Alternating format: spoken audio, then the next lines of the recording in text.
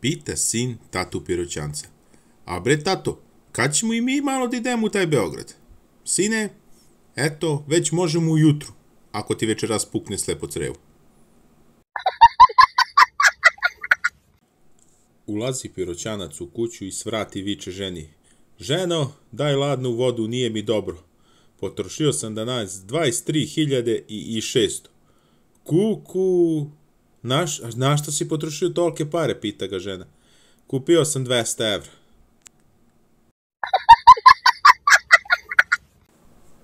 Leži Piroćanac u bolnici i dođe mu poznanik da ga poseti. Pa ga pita, pa dobro čoveče, šta ti se desilo, vidi kakav si sav spaljen. A Piroćanac odgovara, imao sam sreće, udarila me struja. A čovjek zbunjeno gleda, a koja crna sreća? A Piroćanac je, udarila me struja, po nižoj tarifi. Posle svadbe Piroćanac vodi račun, pa kaže ženi. Baš računam koliko je koštala svadba i koliko je bio tvoj miraz. I, pita žena, pa izgleda da sam se oženio iz ljubavi.